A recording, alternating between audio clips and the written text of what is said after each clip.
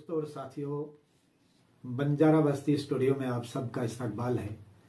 मैं मुश्ताक अहमद वानी, साबिक सदर शुबे उर्दू बाबा गुलाम शाह बादशाह यूनिवर्सिटी राजौरी जम्मू व कश्मीर, आपकी खिदमत में अपना एक ताज़ा तहरीर करदा अफसाना मुश्किल सवाल का आसान जवाब पेश कर रहा हूँ।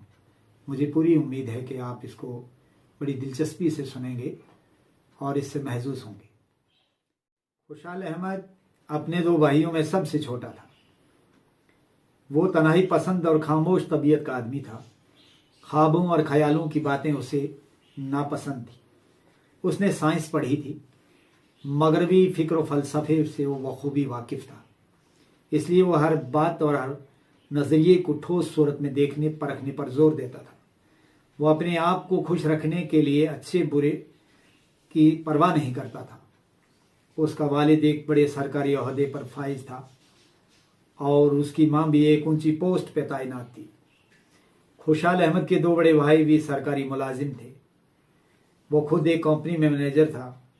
धन दौलत की उनके पास कोई कमी नहीं थी। खुशहाल अहमद शादीशुदा था। उसका एक बेटा और बेटी थी। उसकी बीवी निहायत हसीन और सलीका शार थी। वो अपने वालिदैन, भाइयों और बीवी बच्चों के साथ एक खुशहाल और बेफिक्री की जिंदगी जी रहा था कि एक रोज अपने ऑफिस की मूविंग चेयर पर बैठे बैठे उसके दिमाग में हयात और कायनात से मुतल्लिक सोच के दायरे फैलने शुरू हुए। वो इस सोच में पड़ गया कि यह निज़ाम आलम क्या माने रखता है। हर चीज की पैदाइश और मौत की इस कदीम और ना खत्म होने वाली रिवायत में हम सब क्यों अपनी अपनी जिम्मेदारियों का बोझ ढो रहे हैं। जर, जन और जमीन की खातिर क्यों इस दुनिया में कत्ल होते हैं। हम क्यों हिर्स व हवस, हसद व बुग़्ज़, अनाद की आग में जलते जलते सुकून कल्ब खो देते हैं। क्या कमाना, खाना और मर जाना ही जिंदगी और मकसद जिंदगी है। हम ना अपनी मर्जी से इस दुनिया में पैदा होते हैं और ना ही अपनी मर्जी से मरना चाहते हैं। हमारी मिसाल एक खुदरा और फलदार पौधे की सी है जो पलते बढ़ते एक तनावुर दरख्त की सूरत इख्तियार कर लेता है। फिर वो साया भी देता है और फल भी, लेकिन वक्त गुजरने के साथ साथ वो फल देना छोड़ देता है। उसकी शाखें टूट फूट जाती हैं और आखिरकार वो एक ठोंठ की तरह रह जाता है।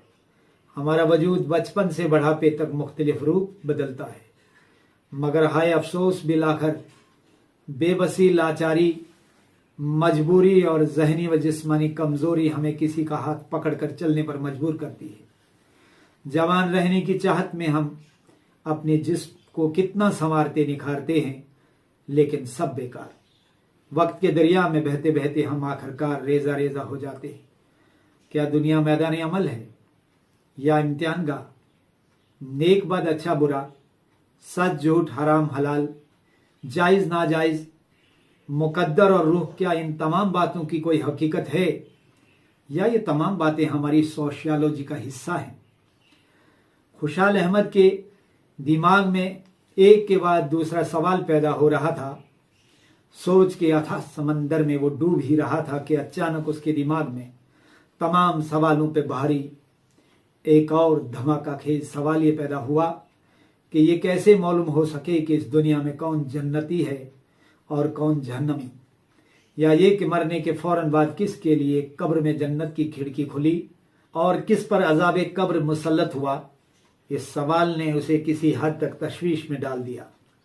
वो इस सवाल पर गौर व फिक्र कर ही रहा था कि इसी दौरान चपरासी लिप्टन चाय का कप और कुछ बिस्किट लेकर उसके कमरे में दाखिल हुआ।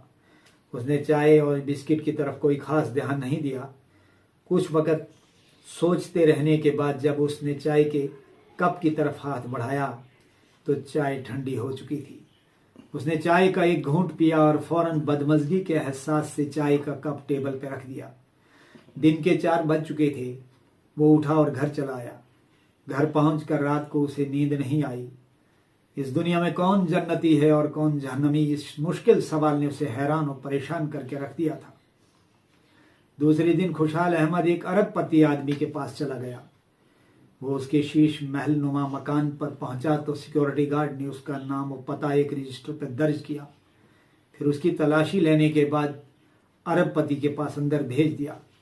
अरबपति आदमी ऊंची शानदार नरम कुर्सी पे बैठा अपनी तौंद पे हाथ फेर रहा था।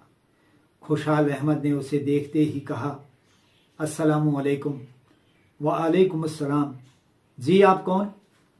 जनाब मुझे खुशहाल अहमद कहते हैं, मैं एक कंपनी में मैनेजर हूं, आपसे मिलने आया हूं। अरबपति आदमी ने फौरन टेबल बेल बजाई।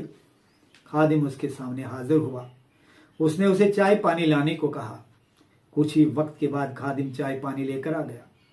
चाय पीने के बाद खुशहाल अहमद ने अरबपति आदमी से कहा, हजूर मुझे पिछले कल से एक मुश्किल सवाल ने परेशान कर रखा है। इस सवाल का आपसे जवाब चाहता हूँ, इसीलिए आपके पास आना नसीब हुआ। अरबपति आदमी अपनी ऊंची शानदार नरम कुर्सी पे संभल के बैठ गया। तब उसने खुशहाल अहमद से पूछा, कहिए क्या सवाल है? खुशहाल अहमद ने कहा, जनाब मेरा सवाल ये है कि ये कैसे मालूम हो सके कि इस दुनिया में कौन जन्नती है और कौन जहन्नमी, या मरने वाले के बारे में ये कैसे मालूम हो सके कि वो जन्नत का मुस्तहिक करार पाया या जहन्नम का। अरबपति आदमी के होंठों पर खुशहाल अहमद का सवाल सुनकर हल्की सी मुस्कान फैल गई। फिर उसने कहा, सुनिए, ये जन्नत और जहन्नम की बातें अपने दिमाग से निकाल दीजिए। सबसे बड़ी चीज दुनिया में पैसा है।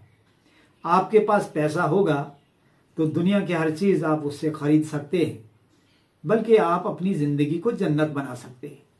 और अगर पैसा आपके पास नहीं है तो जिंदगी जहन्नम बन जाएगी। खुशहाल अहमद खामोश अरबपति आदमी की बातें सुनता रहा। उसे अरबपति से अपने सवाल का तसल्ली बख्श जवाब न मिलने की वजह से एक तरह की घुटन सी हो रही थी। वो उठ खड़ा हुआ और अरबपति आदमी से रुखसत लेकर अपने घर चला आया। दूसरे दिन वो अपने दफ्तर चला गया। दफ्तर में कोई भी काम करने को उसका जी नहीं चाह रहा था। तीसरे दिन वो एक सियासी रहनुमा के पास उसके घर चला गया। वो सियासी रहनुमा हालिया इंतखाबात में भारी अक्सरियत से कामयाब हुआ था।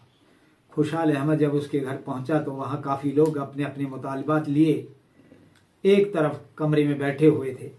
कुछ ही वक्त के बाद जब वो सियासी रहनुमा के पास पहुंचा तो उसने खुशहाल अहमद से पूछा, कहिए कैसे आना हुआ, मेरे लायक क्या खिदमत है?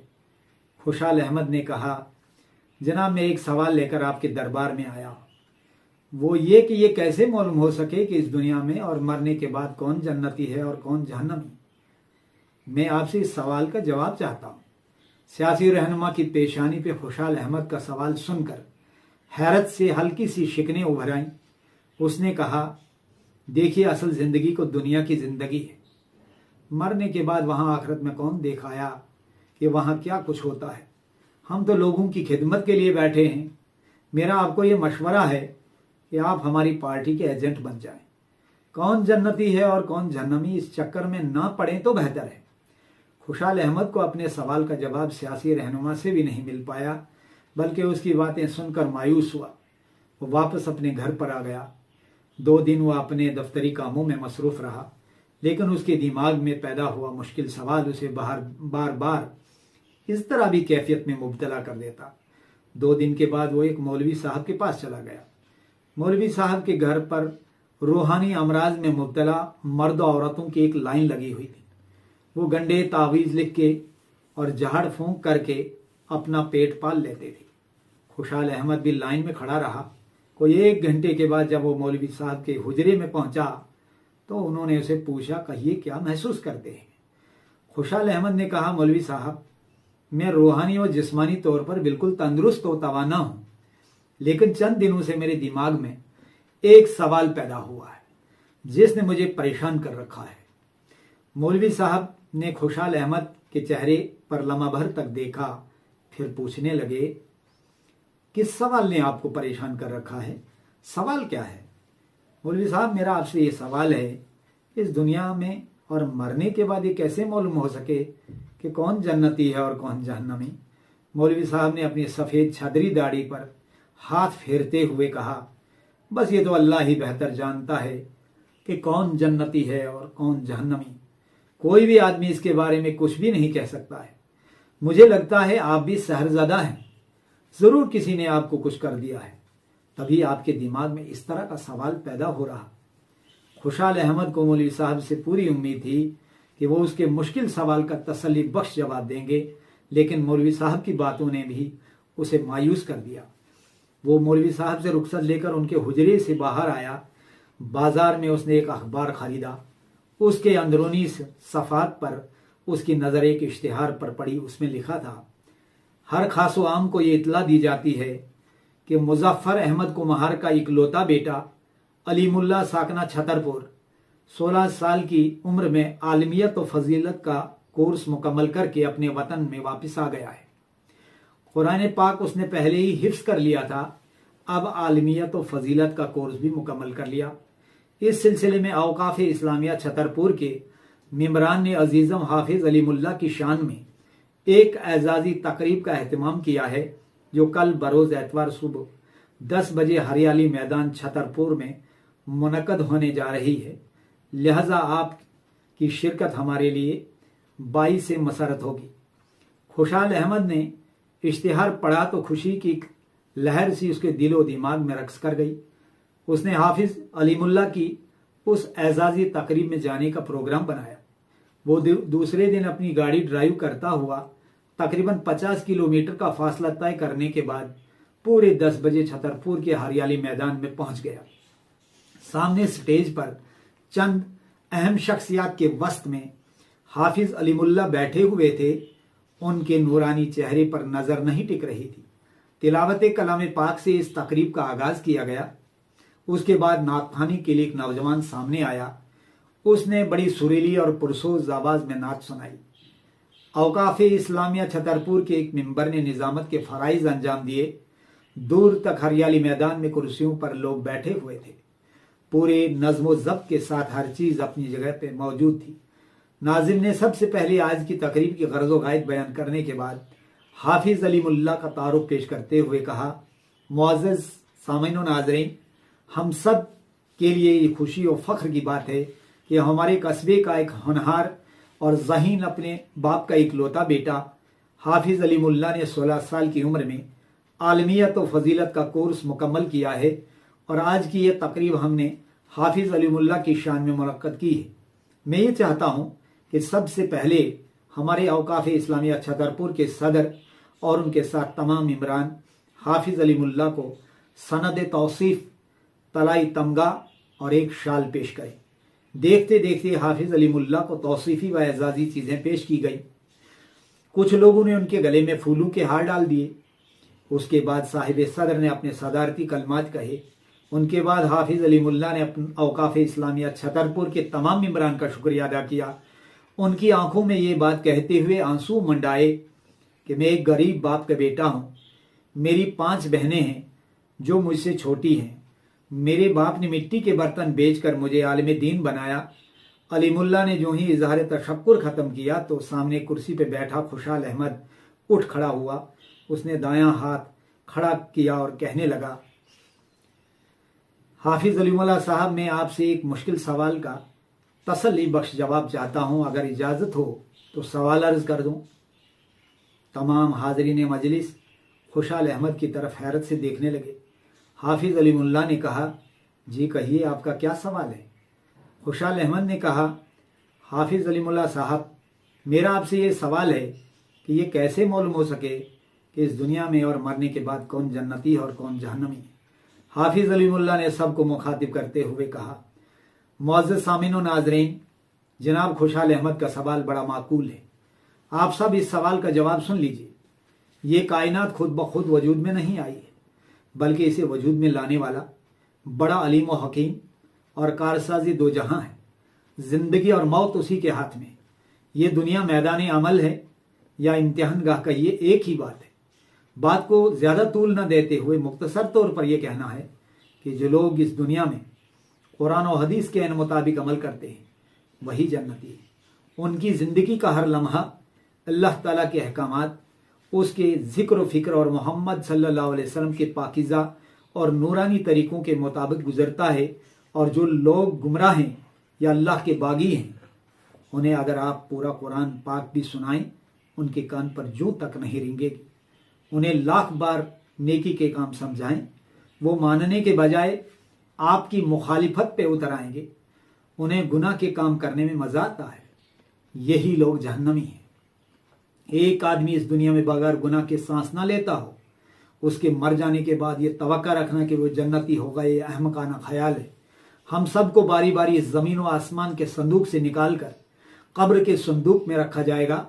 इसलिए ये बात याद रखिए कि हमारा हर लम्हा, हर सांस अल्लाह ताला की इताअत व फरमाबरदारी और मोहम्मद सल्लल्लाहु अलैहि वसल्लम के पाकीज़ा और नूरानी तरीकों के मुताबिक गुजरे, ताकि हम जन्नत के मुस्तहिक करार पाएं, वरना फिर ठिकाना दूसरा होगा। अल्लाह ताला से दुआ है कि वो दुनिया में बसने वालों को जन्नत में जाने वाले अमाल करने की तौफीक अता फरमाए। खुशहाल अहमद को जब हाफिज अलीमुल्ला की जानिब से उसके तसल्ली बख्श जो है सवाल का जवाब मिल गया तो बहुत खुश हुआ। उसने आओ देखा न ताओ, वह अपनी कुर्सी से उठ खड़ा हुआ और आगे स्टेज पे जाके हाफिज अलीमुल्ला का माथम चूम लिया, उनको गले लगाया, 5,000 रुपये उनके हाथ पे रखे और वापस अपनी कुर्सी पे आके बैठ गया। कुछ ही वक्त के बाद ये नूरानी मजलिस इख्तिताम पजीर हुई। खुशहाल अहमद अपनी गाड़ी में बैठा और अपने घर की तरफ चल पड़ा। रास्ते में वो अपनी गुज़श्ता 50 साल जिंदगी के बारे में ये सोच रहा था कि मैंने इस जिंदगी में कितने गुनाह और सवाब वाले काम किए। शुक्रिया।